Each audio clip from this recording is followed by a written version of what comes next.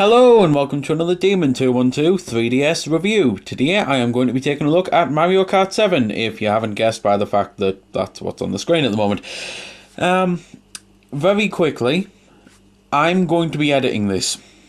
I'm mentioning that because, as most people will know, my older brother does my editing because, well, let's just say I'm worse than useless and have nearly broke a laptop before just trying to edit. So, this might not be as smooth as you expect and things like that. I'm going to try my best to actually do it in one part, so all I have to do is add a start and add an end, because surely even I can't mess that up. If you're watching this a week after release, then I have messed it up, because that'll be when my brother is back from his work trip that he's currently on. And I see it currently as in the first week of December 2011. It's a little depressing that I have to say that, but quite frankly, the amount of times people come onto my videos when they've been up for 2 years and immediately start posting things such as, well, this has got this now, when, for example, Fat Princess, I said it didn't have 4-player co-op.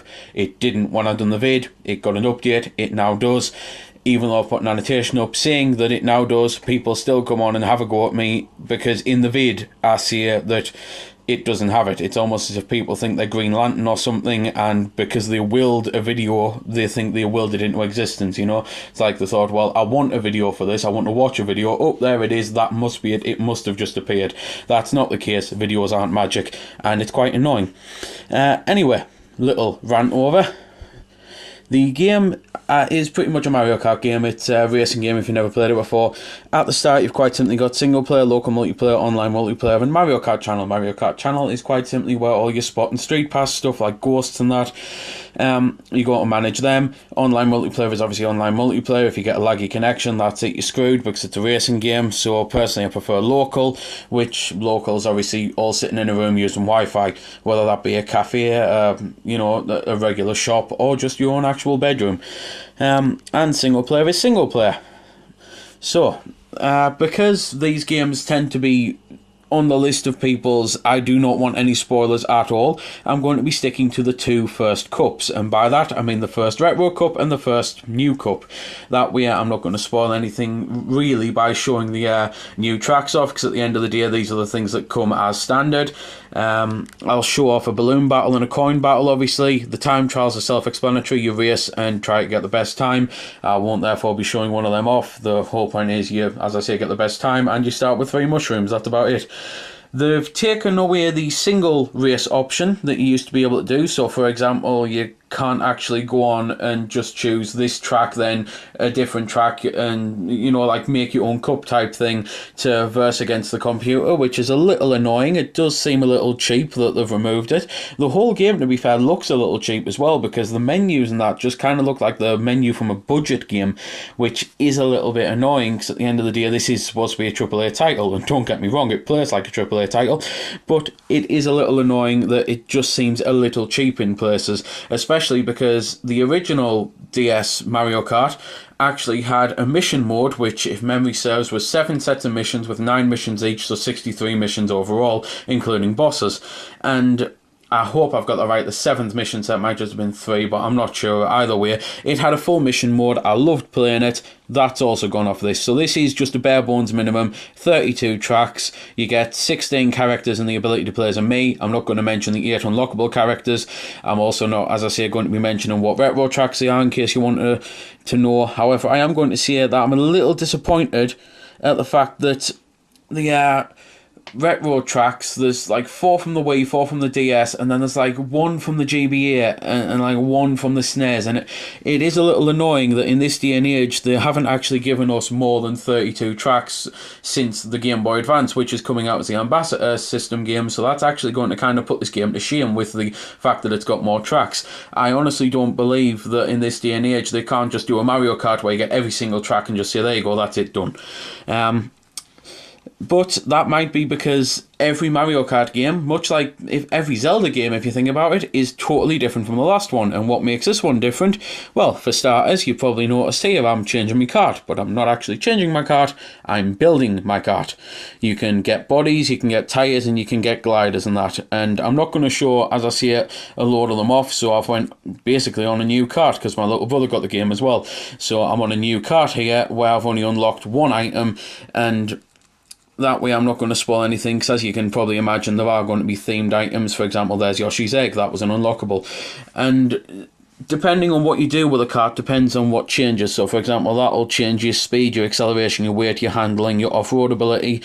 And it's a really nice feature. I actually think it works well. I wasn't really expecting it to, because it's a huge change, and usually huge changes can be bad, but I actually really like it. I never liked the fact that you could choose different karts on a Mario Kart game. I preferred the bare basic standard ones, but with this, the ability to build your own kart, I do enjoy it. I think it does add a whole level of customization. It means that your kart is truly unique. Don't get me wrong, I still love a good old-fashioned, let's just play on the absolute bare bones minimum karts, just for the hell of it.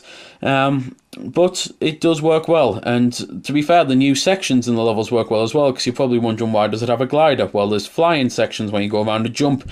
There's the coins are back. They're not new, but they have returned, and you collect them to make yourself go faster, and you also collect them to unlock the new items, like, for example, the egg cup there. There's underwater sections now, and they work really well. And this is just, again, what I'm going back to seeing, how every Mario Kart, really, if you think about it, is totally different from the last one. So it makes you wonder where they're going to go from here. How are they going to incorporate 3DS tracks in the Wii U version? Because at the end of the day, what if they decide to get rid of the water? So would they literally just get rid of the water on the tracks and make it a regular track? I mean, the jumps, I suppose, are easier to remove. Just go back to the regular turbo jumps, like, for example, well, the Airship Fortress on Mario Kart DS, you could have quite easily added a flying section in there, and you could quite easily just remove it back to the turbo section. And to be fair, I've kind of been a bit crap with that. I might as well say it now, that is in the game, that is what they've done. So I do apologise, but there's flying there. You can at any point hit the brake and get rid of your glider, which if you're going over a large drop is actually a very bad idea. A couple of the other things that have changed, and I hope I can show this off. The bottom screen, it no longer shows up certain things. I mean, it doesn't show up the coins, which you think it would because they're new to this version. It doesn't show up the weapon boxes, which I find a bit odd. Speaking of weapons, there's 3 new ones, although technically 2. There's a Tanuki tail, which allows you to spin round and knock things out the way like bananas. There's a fire flower, which quite simply allows you to fire fireballs. And there's also the Lucky 7, which a Lucky 7 quite simply gives you 7 random items. So that's what I mean. It's not technically a new item because it doesn't give you anything unique. However, it does give you random items, and whichever one's at the front of the cart, because they spin round like the 3 shells, then you just fire that one. And I actually think it works well. It doesn't seem to appear that much, so it doesn't seem like it totally unfairly balances things. Speaking of unfairly balancing things, the blue shell. Now, the manual, and the manual that comes on the game card, because the actual manual, similar to Mario Land 3DS, is simply like 1 page, and it's kind of folded, which feels, again, a little cheap, like a budget game, but the manual specifies that the, speak of the devil, spiny blue shell, the flying blue shell, whatever you want to call it, will hit people on the way to you now, like it kind of used to on, I believe it was Super Circuit, the Game Boy Advance one. I've not seen this happen, so I don't know if I've misinterpreted the manual. As many people will know, I have Asperger's, which quite simply is an interpretation disorder in social communication, except I won't bother long and short of it. But basically, it might mean that I've read it wrong and misinterpreted it, but what it reads to me is that it will hit other people, not just first now. However, what I've seen is that it still just hits first and anyone that the blast gets. So I'm mentioning both because in that way you kind of know what to expect. If you're buying it solely for that, then be warned, I've not seen it, but that's why I'm mentioning it. I'm trying to be safe and cautious here. Either way, I've been able to show off a race, and if you're completely new to Mario Kart, then that's pretty much what you do. You drive around, you hit people with weapons, you come first. You come first in all 4 races in the Grand Prix, you win it. I apologise, this is a moment where I'd usually cut, but as I say, because I'm doing it, I'm crap at that, I'm just going to manually go into Balloon Battle, which if you've never played a Mario Kart game, the Balloon Battle, the whole point is, you each get balloons above you, you've got to get the weapons, you've got to hit people with the balloons. Hit people to get rid of their balloons. It really is that simple. And this is again where I'd really wish that someone else was doing my editing, because I would have liked to have cut that for the awkward silence. So, what I can mention straight away that you might have noticed is the fact that you get the 3 balloons to start. It's no longer a case of you get 1 balloon like on the the NDS version and you have to blow them up. You do just start with a 3. And it is just a battle mode, basically. There's nothing really new or exciting about it that I've spotted. It's just, again, pummeling people, either by making them drive into things or just hitting them with actual homing shells and things like that. And I love them, I always have done. It's nice that you can still do this with the computer, because as I say, they've got rid of the single races, so I was a little bit disappointed with that, but it's nice you can at least do this. And the whole point of Coin Battle is, it's whoever collects the most coins in 2 minutes, and there's no, from what I've seen, no actual limit. It's like, for example, 10 coins is how much I could get when I played it, and once I got 10 coins, I had to wait the time out. I didn't automatically complete it. So it's nice that it's not a case of whoever gets lucky enough to get the 10 coins, you will have to actually fight to keep your lead, which I quite like. One of the few things I can mention that I haven't about the online is simply that you can create not so much clans, but like different types of rooms and that, so you can select very specific options for how you want to race, and then people will be able to join that group and race in exactly that way, and it's quite nice. But there are some things that can be done with it in future games that can add a bit more customization with the whole game, really. Like, for example, the one that people have really been asking for is the Smash Bros item menu. It would be nice to be able to, quite frankly, switch on or off specific items for the entire game. To be fair, maybe not the entire game, because that would make the Grand Prix pointless, because the whole point is you have to beat the Grand Prix to be able to get the things, and while the Grand Prix are unfair with the amount of power weapons you get slamming into you, that's the whole point. It's supposed to be hard. I remember how hard the original Mario Kart 150cc was. It's just a shame that you've never really unlocked anything for it, like, because that was before all the huge characters and now all of the item parts like your tyres and that, and it was before the 8 cups is standard, or 10 cups to be fair, on again the Game Boy Advance one. But that's pretty much all I can say about everything that's new and things like that, so I can just mention the actual gameplay. Many people will have probably seen my Mario Kart Wii video where I basically slammed it, because I absolutely hated every single minuscule thing about it. I hated the trick system, I hated pretty much everything. The bikes are gone, thankfully. The trick system has been reworked, and I think it works so much better now. The drift system is just like the Wii version, with a case of that you can't really snake to get it up, which is good, because that did make online on the NDS version pretty pointless if you just got in a room with a guy who only cared about winning and not having fun. And hell, I've done it myself before, not online but on local, just because one of my mates was annoying us, and they said, oh well, even if you had the biggest lead, I'd still beat you, because it's just like, oh, you really want to put that to the test? Fine. Snaked, absolutely walloped him, lapped him and everything. It was quite funny. It's the type of thing that was all in good jest, because I've never had a falling out with mates over a game. I'm not, juvenile or anything. While I'm immature, I'm not juvenile, if that makes sense. I suppose it probably doesn't. Anyway, quickly moving on, because again, I'm my own editor on this vid. I must keep remembering that. Boy, have I taken him for granted for years. Panda, if you're watching this now from London, I am so sorry. Right then.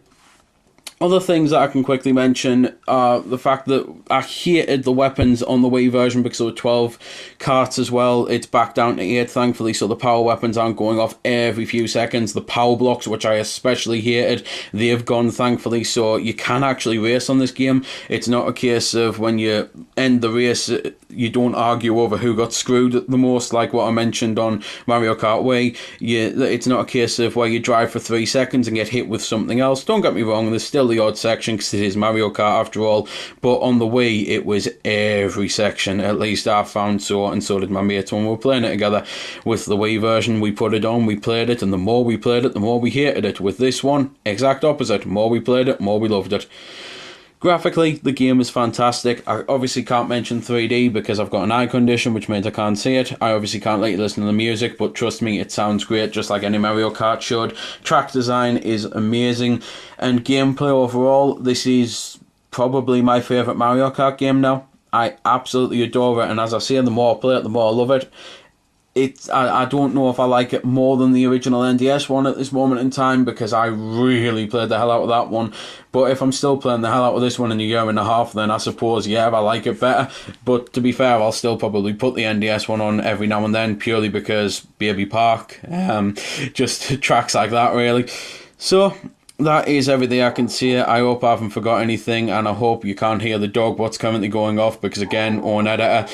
So I suppose I'll just end it here then.